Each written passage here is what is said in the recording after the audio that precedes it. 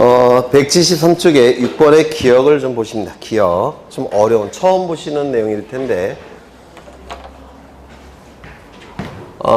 갑은 이러한 부동산을 소유하고 있습니다. 이때 갑은 채무자인데요. 채권자가 어딘가 있겠죠. 채권자가 여기에 이렇게 존재합니다. 그러면 이 채무자는 자신의 채무를 이행기에 자발적으로 이행해야 되죠. 그렇죠. 그런데 자발적으로 이행하지 않게 되면 채권자는 자신의 채권을 만족받기 위해서 채무자 재산에 대해서 강제집행 들어갈 겁니다. 강제집행하기 위해서는 뭐가 필요합니까? 강제집행할 수 있는 권리원천, 집행권한이 필요하다고 했죠. 집행권은 뭐라고 했습니까? 판결서. 그래서 판결서가 있어야지만 강제집행을 할 수가 있습니다. 이 판결서를 만들기 위해서 A는 법원에 소송을 제기합니다. 이 소송을 본안소송이라고 말씀을 드린 적이 있어요. 이 소가 제기가 되면 소가 제기된 시점부터 판결이 확정이 되기까지 요 채무자가 그 부동산을 누구에게, 다른 자에게 처분할 수가 있죠. 맞습니까? 네. 따라서 처분하지 못하도록, 즉 갑이 이 부동산을 계속 가지고 있도록 무엇을 같이 제기한다고 했습니까? 보전소송을 같이 제기한다라고 했습니다. 이 보전소송은 뭐가 있다고 했죠? 가압류 신청과 처분금지 가처분 신청이 있다고 했죠. 기억나셔요? 이 그림도 정말 많이 그렸죠. 네. 그러면 이 보전소송, 가압류 신청, 처분금지 가처분 신청이 있는데, 갑이 A가 가진 채권이 금전 채권일 때는 보전소송으로 무엇을 신청합니까? 가압류 신청. 금전 이외의 채권일 때는 보전소송으로 처분금지 가처분을 신청한다고 했죠. 이 보전소송은 법원에서 금방 결정이 된다고 했죠. 결정이 이루어지면 법원은 등기소에 처분 제한 등기를 촉탁하게 될 겁니다. 처분 제한 등기, 즉 가압류 가처분 등기를 법원이 촉탁하게 될 겁니다. 맞습니까? 그렇죠. 그런데 문제는 뭐냐면 이 부동산이 미등기인 상태이더라는 겁니다. 미등기 상태라고 한다면 등기소에서는 어떻게 한다고 했습니까? 첫 번째, 먼저 직권으로 보전 등기를 한다라고 했는데 기억나십니까? 그리고 법원의 촉탁에 의한 처분 제한 등기를 실행하게 될 겁니다. 기억나실까요? 그렇죠. 그런데 이 직권에 의한 보전 등기가 이루어질 때 소유자의 신청을 통해서 보전 등기가 이루어졌다면 건축법상의 사용 승인을 받은 다음에 신청하겠죠. 맞습니까? 보통 소유자가 신청할 때는. 근데 이게 등기관이 직권에 의해서 하기 때문에 사용 승인을 받지 못하는 경우도 있을 겁니다. 아직은 사용 승인이 안 난 경우도 있을 거예요. 이거 이해가 되십니까? 그래서 사용 승인이 나지 않았다면, 건축법상의 사용 승인이 나지 않았다면, 건축법에서 얘기하는 사용 승인이 나지 않았다면, 사용 승인이 나지 않았다는 사실을 공시해야 되겠죠. 그렇지 않습니까? 그래서 사용 승인이 나지 않았다는 사실을 어디에 기록할까요? 표제부에 기록합니다. 사용 승인은 저 건물 자체에 대한 것이니까 표제부에 하게 될 겁니다. 맞습니까? 그 다음에 나중에 사용 승인이 났다면, 건축법상 나중에 사용 승인이 났다면 그때는 어떻게 해야 될까요? 없애야 되겠죠. 표제부에 사용 승인이 나지 않았다는 사실을 기록했다고 했죠. 그런데 나중에 사용 승인을 받았다고 한다면 이거 어떻게 해야 됩니까? 말소시켜야 되겠죠. 따라서 소유권의 등기 명의는 표제부 등기니까 몇 월 이내에 1월 이내에 표제부 등기니까 단독 신청을 통해서 말소시켜야 될 겁니다. 사용 승인이 나지 않았다는 사실을 말소시켜야 될 겁니다. 이거 이해가 되실까요? 네, 어려운 거 맞아요. 맞긴 맞는데 나왔으니까 일단. 그래서 이것도 표제부 등기니까 어떻게 이루어진다고요? 1월 이내에. 그래서 이 지문은 맞는 지문이에요. 건축법상 사용 승인을 받아야 할 건물임에도 사용 승인을 받지 못했다는 사실이 기록된 소유권 보존 등기가 된 후에 사용 승인이 이루어진 경우 그 건물 소유권의 등기 명의해야 할 그 사실에 관한 기록의 말소 등기는 표제부 내용을 표제부에서 말소 등기 이루어지니까 소유권의 등기 명의인이 몇 월 이내에 시작한다고요? 1월 이내에. 그렇죠. 그래서 네, 좀 어려운 지문 맞아요. 그 다음에 어디를 보실 거냐면 프린트 요거 보겠습니다. 요거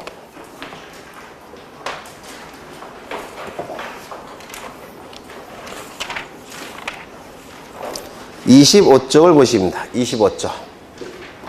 이것도 출제가 굉장히 자주 이루어지는 부분이라서 전체적으로 한번 보는 게 좋을 것 같아요.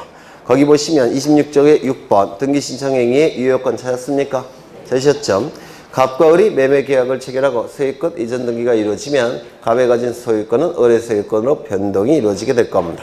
이때 갑을 뭐라고 부릅니까? 등기 의무자, 을을 등기 권리자라고 부를 겁니다. 이때 등기 의무자와 등기 권리자가 등기소에 가서 등기를 공동으로 신청하겠죠. 이때 공동 신청행위가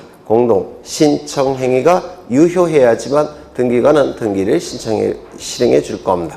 이때 등기 신청행위가 유효하기 위한 요건이 있을 텐데 이 요건은 세 가지가 있습니다. 첫 번째, 등기 신청이 능력을 갖춰야 됩니다. 두 번째, 등기 신청인이 진짜 의사를 통해서 등기를 신청해야 됩니다. 진의라고 부르죠. 세 번째, 등기 신청인의 신청행위가 일정한 방식을 갖춰야 됩니다. 이 등기 신청행위는 등기소라는 국가기관에게 요구하는 행위라서 공법상의 법률행위라고 불러요.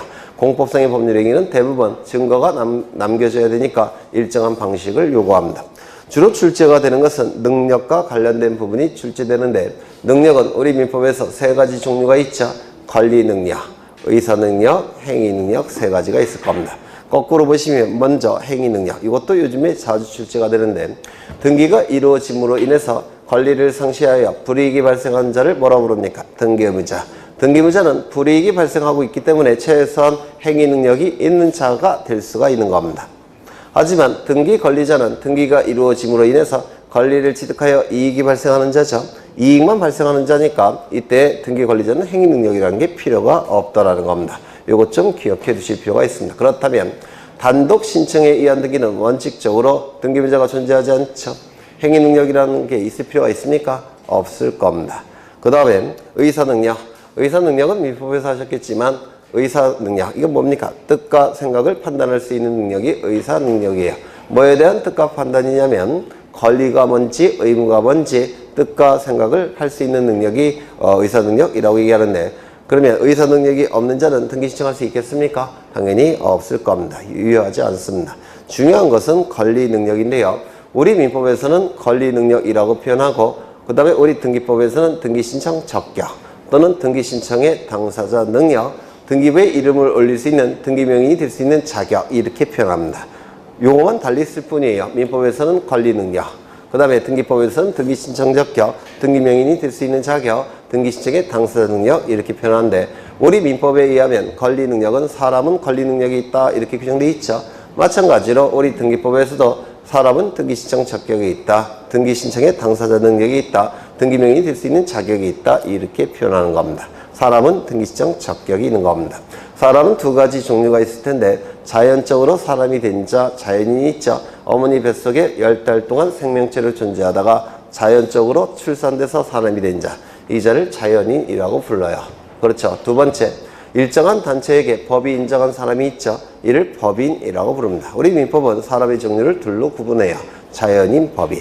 그러면 이 자연인과 법인은 사람이니까 등기신청 적격이 인정이 될 겁니다. 맞습니까? 맞죠? 그런데 자연인에서 문제가 되는 자가 둘이 존재하는데 첫 번째 태아. 태아는 사람입니까? 아니죠. 우리 민법과 헌법에서 태아는 사람이 아니라 생명체라고 불러요.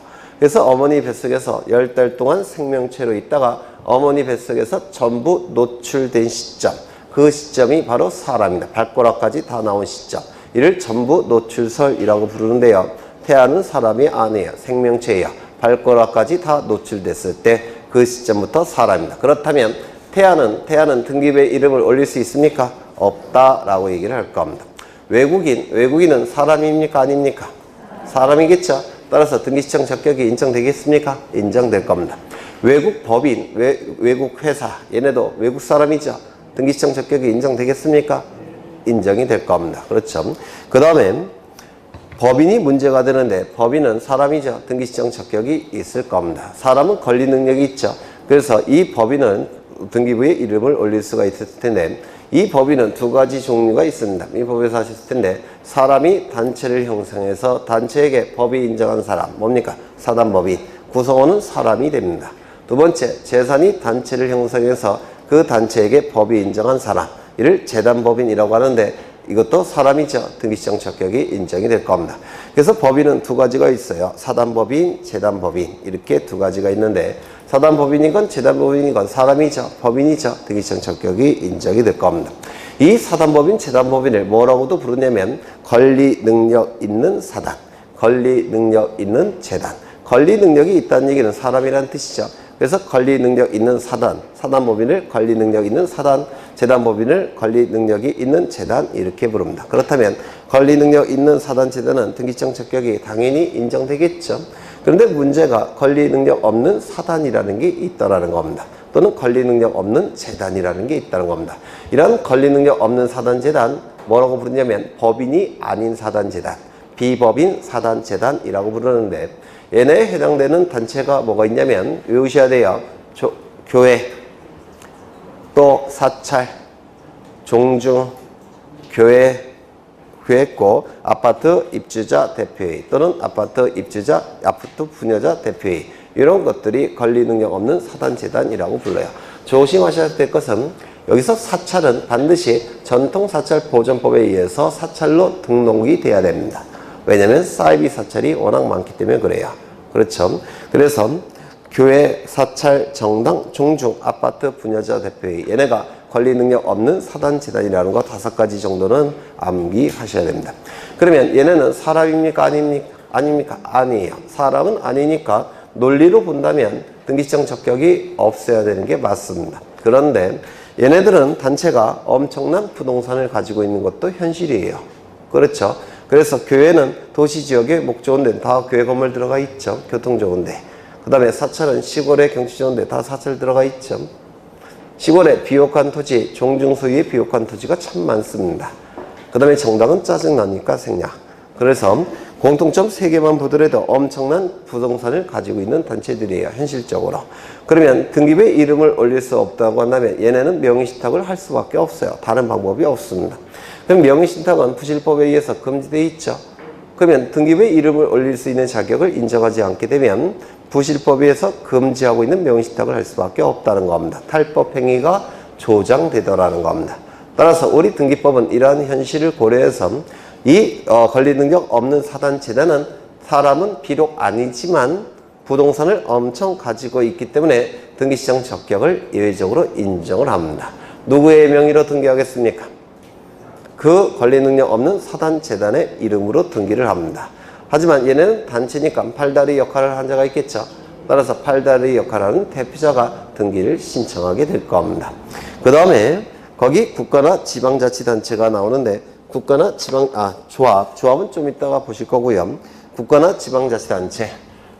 국가나 지방자치단체는 법적 성질이 우리 민법에서 또는 우리 헌법에서 법인으로 보게 됩니다. 따라서 국가법인, 지방자치단체 법인이에요. 등기시장 적격이 있겠습니까? 당연히 있을 겁니다. 그런데 이 지자체는 좀 혼란스러운 게 있는데 시도는 지방자치단체입니까? 지방자치단체죠. 그 다음에 시구는 지방자치단체입니까? 지방자치단체예요. 그리고 구는 지자체가 거의 대부분이고 극히 일부는 지자체가 아닌 것도 있습니다. 또한 읍면동 지자체입니까? 아니에요. 리는 지자체입니까? 아닙니다. 그러면 이러한 행정기관이 지자체인지 여부는 어떻게 판단하냐면 여기에 시장, 군수구청장, 읍장, 동장, 면장, 그 다음에 이장 얘네들이 공직선거법에 의해서 주민의 선거에 의해서 선출이 된 자만 지방자치단체예요. 공직선거법에 의해서 주민의 선거에 의해서 선출이 되지 않는다면 지자체가 아니에요. 그럼 얘네들은 선거법에 의해서 선거에 의해서 선출되죠. 시장, 도지사. 그 다음에 시장, 군수 선거에 의해서 선출되죠.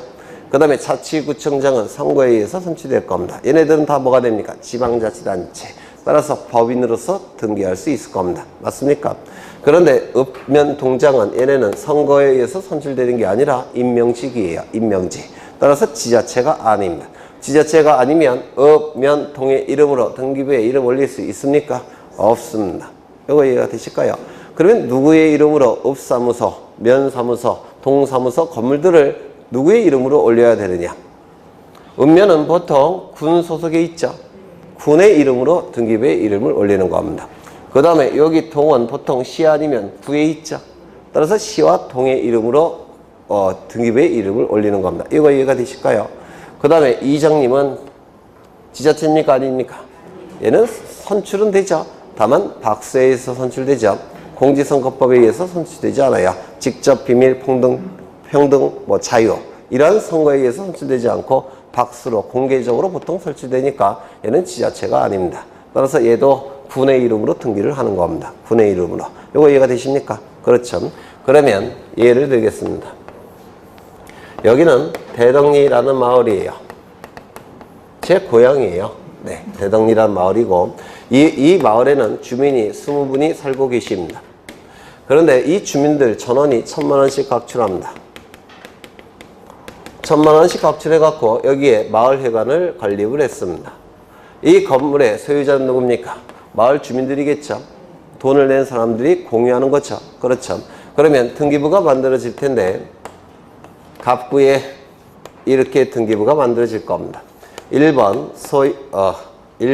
소유권 보전, 그 다음에 공유, 그리고 주민 20분이 이름, 주민번호, 주소가 쭉 나열돼야 될 겁니다. 맞습니까? 이렇게 나열되는 게 원칙이에요. 그런데 이게 만약에 100분이라고 한다면 100명을 나열해야 되겠죠. 굉장히 등기부가 지저분해집니다. 지저분해지니까 소유자의 이름을 나열하지 않고 여기다가 이 마을 이름을 쓰는 경우가 있어요. 이렇게 대덕리 이렇게 쓰는 경우가 있더라는 겁니다. 그러면 이걸 얘기하는 겁니까? 행정기관? 행정기관을 얘기하는 게 아니에요. 이건 뭘 의미하느냐면 이 마을 주민분들이 이 부동산을 소유하기 위해서 권리 능력 없는 사단을 만든 겁니다. 그 사단의 이름을 뭘 갖다 쓴 겁니까? 마을 이름을 갖다 쓴 거예요. 그렇죠. 만약에 동이라고 한다면 동 이름을 갖다 쓰겠죠. 맞습니까? 이건 행정기관을 의미하는 게 아니라 권리 능력 없는 사단을 마을 사람들이 만든 거고 그 사단의 명칭을 마을 이름을 갖다 쓴 겁니다. 동이나 리단위의 마을 이름을. 되셨을까요? 따라서 이거는 등기시정 적격이 있겠습니까? 권리 능력 없는 사단이니까 당연히 등기시정 적격이 인정이 될 겁니다. 맞습니까? 그래서 거기 맨 마지막에 보시면 자연불확은 권리 능력 없는 사단으로서 마을 이름이 등기부에 이름이 올라갈 수가 있다는 겁니다. 동이나 리 이름으로. 이거 이해가 되실까요? 그렇죠. 그 다음에 학교. 학교는 각종 시설로 구성된 물건이라고 봅니다. 운동장 시설, 강당 시설, 교사 시설, 급식 시설, 수도 시설 이런 각종 시설로 구성된 물건을 학교라고 불러요. 결국은 물건이라는 겁니다. 그러면 학교의 이름이 등기부에 이름이 올라갈 수 있습니까? 없습니다. 물건에 불과하니까. 그렇겠죠? 그러면 이건 물건이니까 등기부에 이름이 올라갈 수 없지만 소유자가 따로 있겠죠? 학교에 소유자가 있겠죠? 물건에 소유자가 있겠죠? 소유자의 이름으로 등기부에 이름을 올리는 겁니다. 보통은 설립한 자가 소유자예요. 국립학교로 한다면 국가가 설립했고 국가는 법인이니까 국가의 이름으로 등기할 테고 공립학교라고 한다면 지자체가 소유자 따라서 지자체 이름으로 등기할 테고 사립학교라고 한다면 규모가 큰 사립학교 예를 들어서 사립대학 이런 대학은 재단이 소유하겠죠. 학교법인이 재단의 일종이에요. 그래서 학교법인의 이름으로 등기할 테고 규모가 작은 사립학교의 경우에는 보통 개인이 설립합니다. 개인의 이름으로 등기를 하게 될 겁니다. 이제 민법상 조합을 보실 건데 이 조합도 여러 번 설명드린 거예요. 다시 한번 확인을 하겠습니다. 시간이 이렇게 흘러갑니다. 이 시점은 병이 산휴회라는 단체를 만들자고 합의를 한 시점이에요. 산휴회, 산에서 휴지를 줍는 모임이라는 좋은 일을 하기 위해서 갑을병이 단체를 만들었습니다. 그럼 이 합의, 단체를 만들자는 합의, 이걸 뭐라고 얘기합니까? 우리 민법에서. 기억 안 나셔요? 조합계약이라고 얘기합니다. 그래서 이 조합계약은 전형계약의 일종이에요. 민법에 있는 전형계약인데 단체를 만들자는 계약, 이를 조합계약이라고 불러요. 물론 우리 시험법에는 없죠. 그래서 생소하실 수도 있습니다. 그럼 이제 조합계약을 체결해서 단체를 만들고자 합니다. 단체 이름은 산휴회로 정하기로 했어요. 그럼 이 단체는 이제 산휴회라는 단체는 활동을 하겠죠. 활동을 할 때 구성원들이 지켜야 될 규칙이 있어야 됩니다. 그래야지만 활동이 원활하게 이루어질 거예요. 그 규칙이 만들어져야 됩니다. 이 규칙을 보통 어떤 이름을 갖느냐면 정관이라는 이름을 보통 가져요. 정해진 규칙이라는 뜻입니다. 가는 규칙관자예요. 근데 정관이라는 이름 대신 다른 이름을 써도 상관이 없습니다. 그래서 기타 규약이라고도 부릅니다. 규칙인 약속이라는 뜻이 될 겁니다. 그러면 이 규칙이 만들어지면 이제 갑을 구성원들은 이 규칙을 지켜야 될 겁니다. 지키면서 활동을 해야 되겠죠. 그런데 활동할 때 꼭 비용이 들죠. 그렇죠. 돈이 들어요. 유니폼 사 입어야 되죠. 버스 대절해야 되죠. 그리고 휴지 줍는 뭐 기구도 있어야 되겠죠. 휴지 줍는 어떤 망 같은 것도 있어야 되고 다 돈이 드는 거예요. 그렇죠. 활동할 때 산에서 휴지 줍고 내려갈 때 막걸리 한 잔 사 먹어야 되죠. 그리고 점심 제공, 저녁 제공해야 되죠. 그리고 파전도 좀 먹어야 되죠. 그래서 각종 비용이 드는데 이 비용을 어떻게 조달하느냐. 누구로부터 이렇게 받으면 되겠죠. 그 누가 있을까요? 국가. 문문 돈이 있어요. 우리나라에는. 그럼 국가로부터 보조금을 받기 위해서는 어떻게 해야 되냐면 주무관청의 허가를 받습니다. 주무관청의 허가를 받게 되면 보조금을 받을 수가 있습니다. 허가를 받은 다음에 이제 법인등기부에 법인 설립등기라는 걸 하게 돼요. 법인 설립등기가 이루어지면 요 시점부터 법이 인정한 사람이 되는 겁니다. 법인등기부에 법인 설립등기를 갖춘 시점부터 법인이 성립이 돼요. 이때 법인은 두 가지가 있다고 했죠. 사단법인, 그 다음에 재단법인 두 가지가 있다라고 했습니다.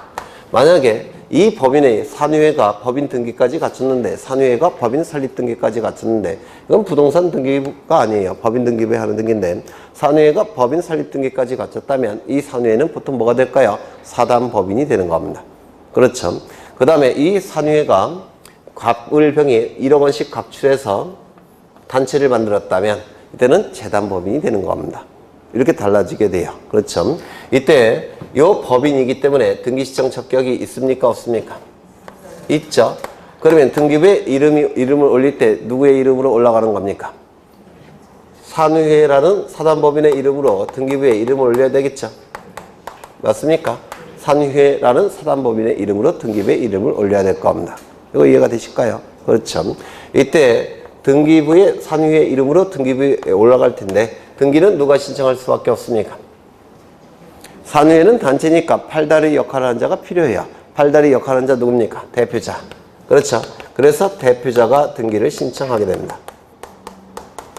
그러면 이 대표자가 이름이 있을 테고 주민번호가 있을 테고 주소가 있을 텐데 이 대표자의 이름, 주민번호, 주소를 부동산 등기부에 기록할까요? 기록할 필요가 없을까요? 네? 기록할 필요가 없습니다. 이유는 법인 등기부를 통해서 이미 공시가 되고 있기 때문에 그렇습니다. 따라서 부동산 등기부에 대표자의 이름, 주민번호, 주소를 기록하지 않습니다. 이거 기억하셔야 돼요. 두 번째, 요 시점부터 요 시점까지를 우리 민법에서 뭐라고 부르냐면 관리 능력 없는 사단, 재단이라고 불러요.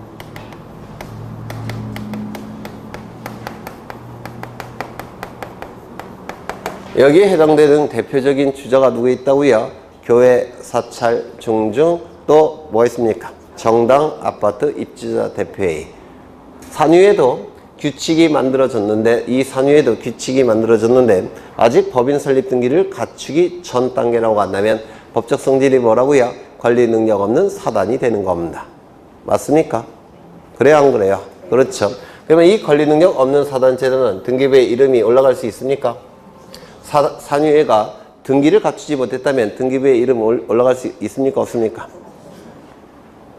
아까 거기서 정확하게 47초 전에 관리 능력 없는 사단 재단은 등기시청 적격이 인정된다고 하지 않았습니까?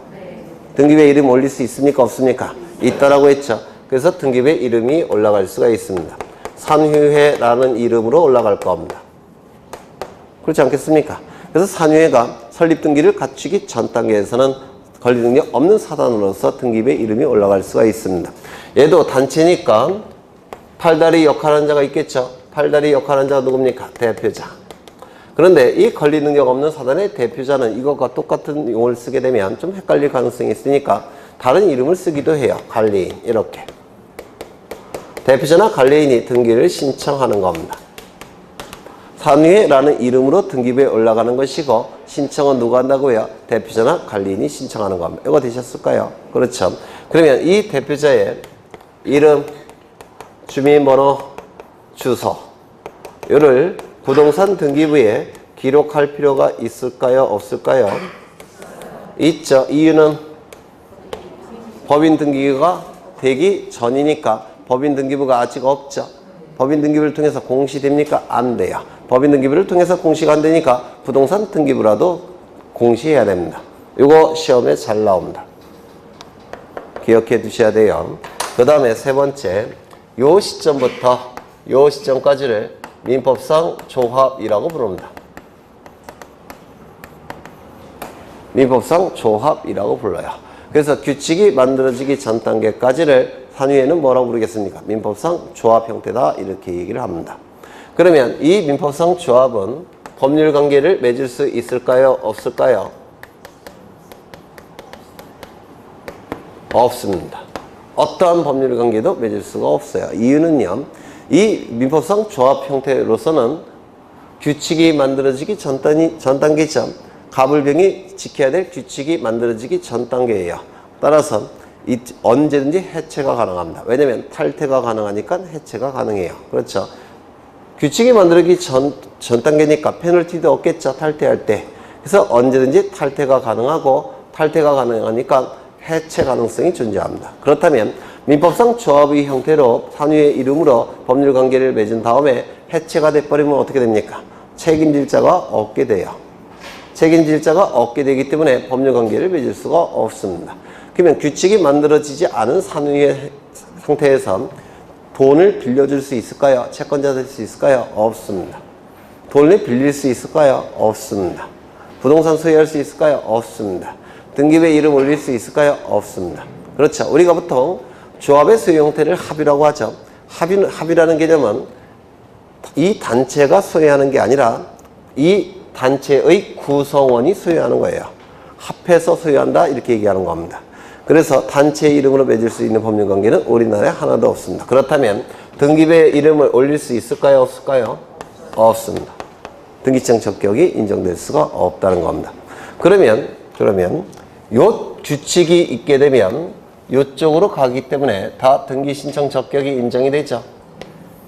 요쪽이라고 한다면 규칙이 만들어지기 전 단계니까 등기신청 적격이 인정되지 않죠.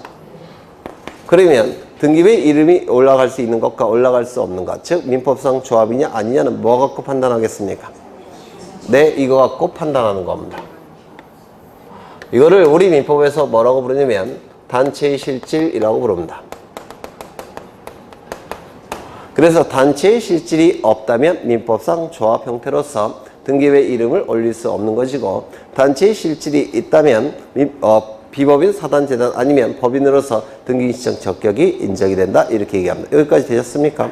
결국은 뭐 갖고 판단하는 겁니까? 규칙이 있느냐 없냐 갖고 판단합니다. 되셨을까요? 그렇죠. 그러면 단체의 실질, 즉 규칙 갖고 판단하는 것이지 명칭 갖고 판단하는 게 아니라는 겁니다. 명칭 갖고 판단하는 게 아니니까 노동조합은 민법상 조합일까요? 아닐까요? 조합이란 명칭은 가지고 있는데 규칙이 있을까요? 없을까요? 있겠죠. 따라서 오른쪽으로 가는 겁니다. 정확하게는 등기까지 해요. 법인이에요. 그러면 농업협동조합은 어떨까요? 규칙이 있을까요? 없을까요? 은행도 갖고 있죠. 은행을 운영하기 위해서는 규칙은 있어야 되겠죠. 그래서 규칙 당연히 있습니다. 농협은 이거예요. 그 다음에 재건축 조합은 어떨까요? 규칙이 있을까요? 없을까요? 규칙이 없으면 조합장님은 멋대로 하겠죠. 돈도 받고 그리고 감옥에도 가고. 그렇죠. 규칙이 있습니다. 재건축 조합도 이겁니다. 그러니까 명칭 갖고 판단하는 게 아니라는 겁니다. 규칙이 있느냐 없느냐 갖고 민법상 조합인지 아닌지 여부를 판단합니다. 그런 내용이 나와 있고요. 문제를 보겠습니다. 7번.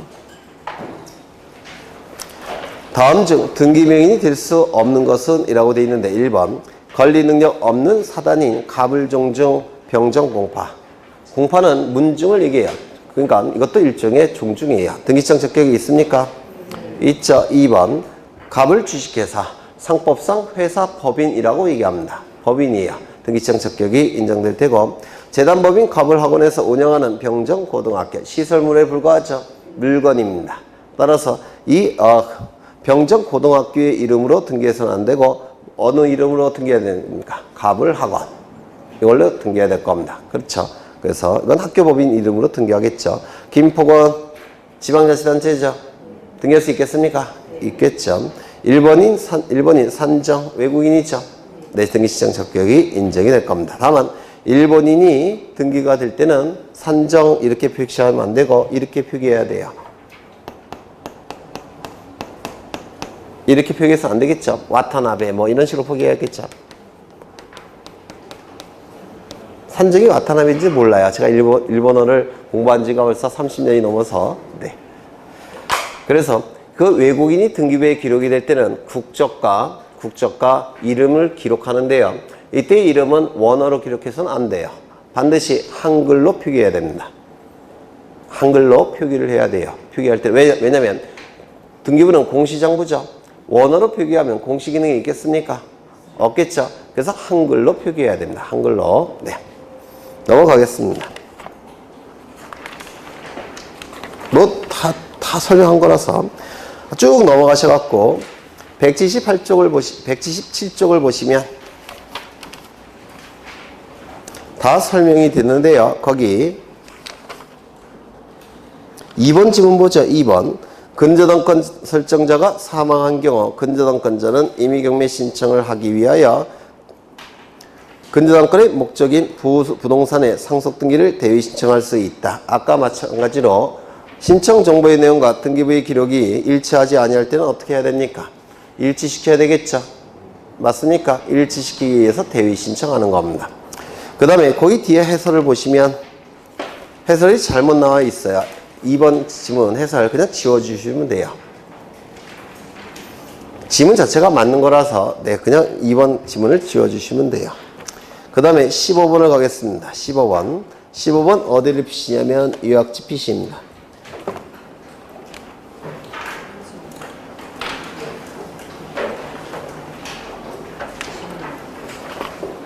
요약집 어디를 피시냐면 92쪽을 피시입니다. 92쪽을 보시면 거기 7번 나와 있죠. 7번 있습니까? 92쪽 7번을 보시면 부동산 등기용 등록번호의 부여기가 나와 있는데 자연인은 주민번호가 있을 겁니다. 외국인은 없겠죠. 권리능력 없는 사단재단도 주민번호 있겠습니까? 없겠죠. 법인도 주민번호 없겠죠. 그러면 주민번호 등기부에 기록을 해야 되는데 주민번호가 없다고 한다면 기록해서 안 됩니까? 아니에요. 주민등록번호의 역할을 하는 게 필요합니다. 그게 바로 부동산 등기용 등록번호예요. 주민등록번호의 역할을 하는 게 바로 부동산 등기용 등록번호인데 이 부동산 등기용 등록번호를 누가 부여해야 되는지 이거 출제가 됩니다. 출제가 되는 거니까 꼭 외워두셔야 돼요. 이건 단순 암기라서 여러분이 외워두셔야 되고요.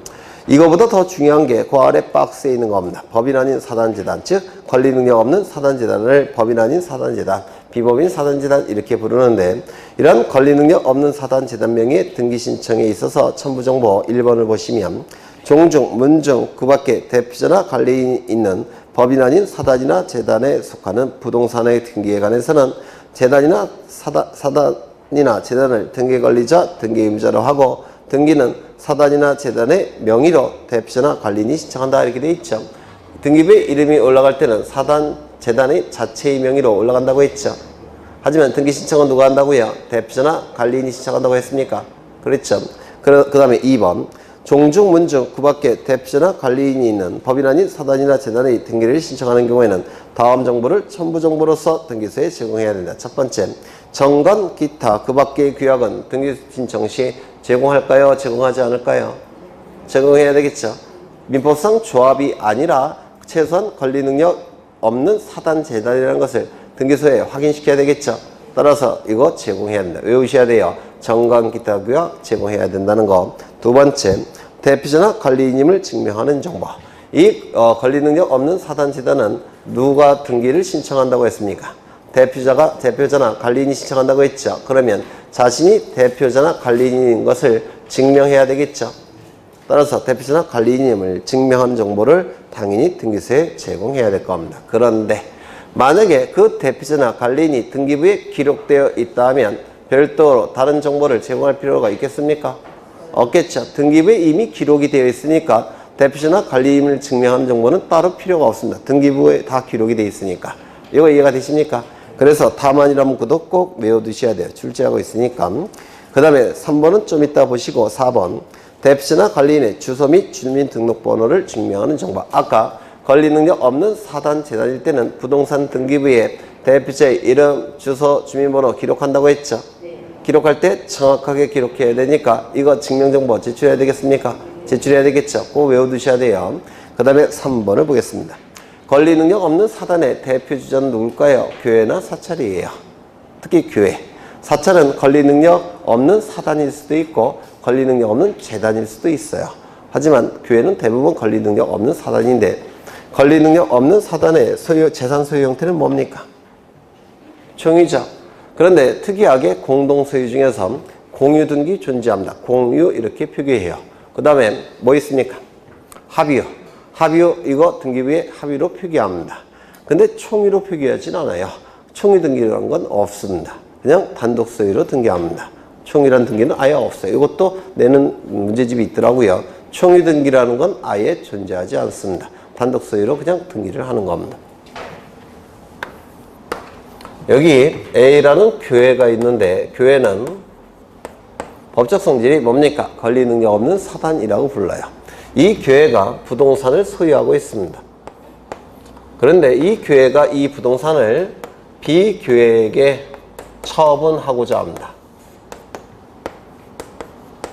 방법은 매매계약을 체결할 테고 소유권 이전 등기까지 이루어지게 되면 소유권이 A에서 B로 넘어가니까 처분이 되겠죠. 그렇죠. 그러면 이때 A 교회는 권리 능력 없는 사단이 있는 사단인데 그러면 권리 능력 없는 사단에는 뭐가 있느냐면 사단의 구성원이 있어요. 사단의 구성원이란 뜻입니다. 이 구성원을 사원이라고 부르는데 이 사원은 회사에서 가장 밑단계에 있는 직원이 아니에요. 그 직원, 말단 직원이 아니라 사단의 구성원이란 뜻입니다. 즉 소유자를 얘기하는 겁니다. 이거 이해가 되실까요? 그러면 교회라는 권리 능력 없는 사단의 구성원, 사원은 누굴까요? 교회에 등록된 신도들입니다. 이게 교회에 등록된 신도들이 소유자예요, 결국은. 그러면 이 교회의 대표자, 목사님이 멋대로 처분할 수 있을까요? 없습니다. 목사님은 대표자에 불과하죠. 당회장님은. 누가 주인입니까? 등록된 신도들이 주인이고 등록된 신도들이 사원이라고 불러요. 법적으로. 되셨습니까? 그러면 대표자인 목사님이 멋대로 처분해서는 안 되고 이 교회의 구성원들, 즉 등록된 신도들, 법률용어로는 사원이라고 얘기하는데 사원들이 총회를 열어야 될 겁니다. 여러 명일 테니까. 총회를 연 다음에 처분해도 좋다는 결의해야 되겠죠. 그래서 처분해도 좋다는 결의를 하게 됩니다. 그리고 이를 서류로 증거로 남겨놓습니다. 처분결의서라고 불러요.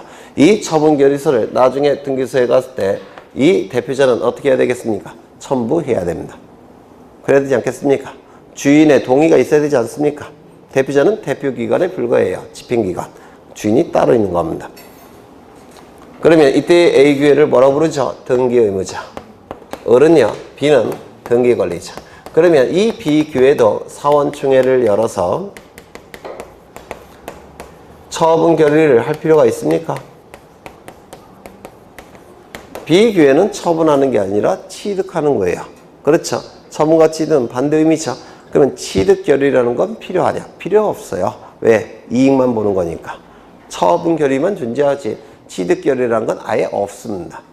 이거 이해가 되실까요? 그러면 이때 처분결의서는 누구만 첨부한다고요? 등기 의무자만. 등기 권리자는 처분결의서라는 게 필요 없습니다. 이거 되셨을까요?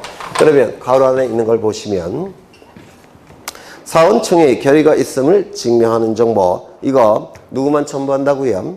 등기 의무자인 경우로 한정되었다 이렇게 돼 있죠. 이것도 출제가 저지되니까 기억해 두셔야 될 겁니다. 그러면 지문을 보겠습니다. 15번. 법인원이 사단이 등기 신청을 하는 경우 등기소에 제공해야 될 정보에 관한 설명으로 틀린 것은 1번. 대표자의 이름, 주소, 주민등록번호를 신청 정보의 내용으로 제공해야 된다. 왜요? 등기부에 기록해야 되니까. 맞습니까? 등기부에 기록해야 되니까.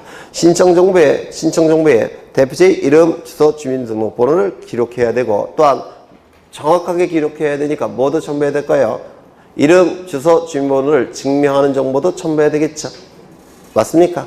그래서 4번 지문이 나오는 겁니다. 2번. 법인원이 사단이 등기 관리자인 경우 사원청의 결의가 있었음을 증명하는 정보를 첨부 정보로 제공합니까? 아니죠. 취득결의라는 건 없어요. 처분결의라는 것만 존재하는 겁니다. 그래서 2번 틀렸고 3번. 등기되어 있는 대표자가 등기를 신청할 때 대표자임을 증명하는 정보를 첨부 정보로 제공합니까? 안 한다고 했죠. 등기부를 통해서 이미 증명되어 있기 때문에 별도의 증명정보 첨부할 필요가 없다라고 했습니다. 그 다음에 5번, 4번은 아까 보셨고 5번. 정관이나 그 밖의 규약의 정보를 첨부 정보로 제공합니까? 제공해야 되겠죠. 왜? 민법상 조합이 아니라는 사실을 증명해야 되겠죠. 맞습니까? 네. 그래서 이 문제 대단히 중요한 문제예요. 그 다음에 어디를 보시냐면 17번 보겠습니다. 17번. 다음 사항 중 등기 신청인에 관한 설명으로 옳지 않은 것은 저당권이 이전된 후 저당권 설정 등의 말소 등기 신청에 있어서 저당권 양수인은 등기 의무자가 된다. 맞았을까요? 틀렸을까요? 이거 여러 번 강조한 건데 맞았어요? 틀렸어요? 잘 모르시겠어요? 이거 여러 번 설명드린 거예요. 꼭 기억해 달라고. 여기에 이러한 부동산이 있습니다. 소유자는 갑이에요. 갑이 을로부터 10억 원을 빌립니다. 그냥 빌려주진 않겠죠. 담보를 요구할 겁니다. 그래서 갑은 담보 제공으로 저당권을 설정해 줍니다. 을은 10억 원의 피담보 채권이 발생을 했을 테고 이를 담보하기 위한 저당권 설정 등기를 할 테고 저당권을 취득하게 될 겁니다. 그러면 등기부에는 이렇게 기록이 될 거예요. 1번 저당권 설정 을 10억 이렇게 기록이 될 겁니다. 맞습니까? 그렇죠. 이때 이건 주등기가 되겠죠. 소유자로부터 첫 번째 도출됐으니까 주등기. 이때 갑자기 을이 돈이 필요합니다. 돈이 필요한데 이 채권의 변제기는 아직도 1년이나 남았어요. 그러면 을이 돈을 만들 수 있는 방법은 이 채권을 담보로 제공해서 돈을 빌리는 방법이 있을 테고 또 하나는 이걸 팔아서 돈을 마련하는 방법도 있을 겁니다. 이 채권을 파는 것을 뭐라고 부르냐면 채권 양도라고 불러요. 넘길 양자에 넘길 도자를 써서 채권 양도라고 부르고요. 넘기는 사람을 뭐라고 부릅니까? 양도인이라고 부르고 받는 사람을 뭐라고 부르죠? 양수인이라고 부를 겁니다. 그러면 이 병은 이 채권을 돈을 지불하고 넘겨받으면 10억 원의 채권이 발생하겠죠. 그리고 이 저당권의 주체가 을에서 병으로 바뀌죠. 왜? 수반성에 의해서. 주체의 변경 무슨 등기할까요? 이전 등기하겠죠. 따라서 저당권 이전 등기를 해야 될 겁니다. 이 저당권 이전 등기는 주등기일까요? 부기등기일까요? 부기등기. 여기에 붙여서 기록하게 될 겁니다. 그래서 1의 1. 1번 저당권 이전 병 이렇게 등기가 실행이 될 겁니다. 이때 피담보 채권이 변제가 되면 이것이 변제가 이루어지면 피담보 채권은 어떻게 됩니까? 소멸되겠죠. 그러면 부정성에 의해서 저당권 어떻게 됩니까? 소멸되겠죠. 맞습니까? 그러면 이 등기가 이제 부적법하게 존재하니까 말소된다면 이것이 말소가 된다면 이상한 결과가 나타납니다. 이 등기가 말소가 되면 등기부상 누구 명의로 저당권이 회복이 됩니까? 을로 회복이 돼버려요. 그래서 갑은 병에게 변제했음에도 불구하고 등기부상 을에게 또 한 번 변제하라고 공시가 돼버립니다. 맞습니까? 따라서 이전 등기 말소하는 건 의미가 없습니다. 그러면 무슨 등기 말소해야 될까요? 설정 등기를 말소하는 겁니다. 이 등기가 말소가 돼버리면 주등기가 말소가 됐으니까 부기등기는 존재할 수가 없기 때문에 등기관이 직권으로 말소할 수가 있습니다. 맞습니까? 따라서 이 이전 등기를 말소하는 건 의미가 없고 설정 등기를 말소하는 겁니다. 그래서 2번, 1번 저당권 말소 이렇게 말소 등기를 하고요. 그리고 여기를 이렇게 지워줘요. 그러면 이 부기등기로 되어 있는 것은 등기관이 어떻게 한다고요? 직권으로 말소하게 됩니다. 그래서 등기부상 저당권에 다 사라지는 겁니다. 요거 이해가 되실까요? 그러면 이 등기가 말소됨으로 인해서 이익이 발생한 자는 누굽니까? 갑 등기 권리자. 불이익이 발생하는 자는 둘이 있겠죠. 등기부만 놓고 볼 때 이것도 말소되니까 을은 불이익이죠. 그 다음에 병도 직권으로 말소되니까 불이익이죠. 그런데 문제는 요 을은 채권과 저당권을 전부 다 양수인에게 넘기고 빠져나갔죠. 그럼 누구가 등기부자로 봐야 되겠습니까? 병입니다. 병이 등기의무자. 그래서 이 갑과 병이 등기소에 가서 요 말소 등기를 공동으로 신청하는 겁니다. 공동 신청을 통해서 설정 등기가 말소가 되면 이전 등기는 등기관이 직권으로 말소하게 돼요. 맞습니까? 그러면 이 말소 등기를 갑이 신청할 텐데 여기서 등기부자는 병이니까 말소 등기 청구는 누구를 상대로 해야 됩니까? 병. 병이 안 해줄 때는 소송도 누구에게 제기해야 됩니까? 병. 맞습니까? 말소 등기의 청구의 상대방은 병, 양수인. 소도 양수인. 그렇겠죠? 그러면 지문을 보시면 저당권이 이전된 후 저당권 설정 등기, 말소 등기 신청에 있어서 저당권 양수인 병은 등기부자가 된다. 맞는 지문입니까? 네, 이게 자주 출제가 돼요. 양수인이지 양도인이 아니라는 겁니다. 되셨을까요? 네. 이제는 좀 외울 때도 있죠. 이거 제 기억으로 네 번째 설명드린 건데. 네. 2번 전세권의 전세금을 증가시키는 것을 내용을 하는 전세권 변경 등기에 있어서 전세권자는 등기 관리자가 된다. 맞았을까요? 틀렸을까요?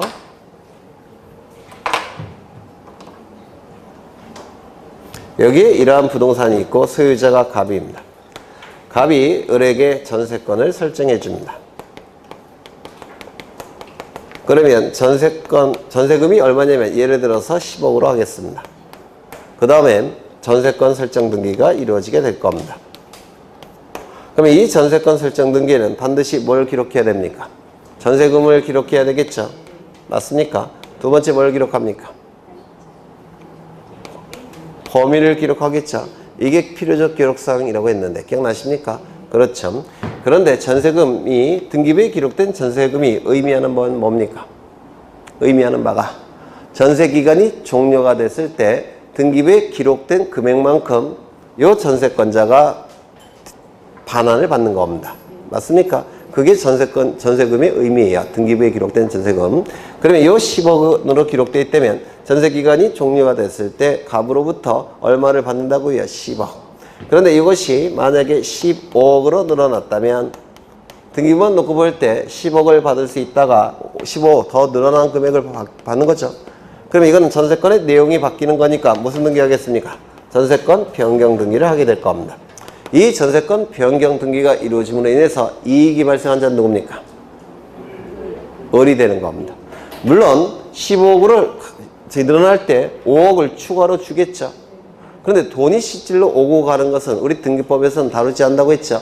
돈이 실질로 오고 가는 것은 민법에서 다루는 부분이에요. 우리 등기법에서는 등기부만 놓고 판단하는 겁니다. 그러면 등기부가 10억에서 15억으로 늘어났다면 변경 등기할 때 이익이 발생한 자는 누굽니까? 을. 불이익이 발생한 자 누굽니까? 갑.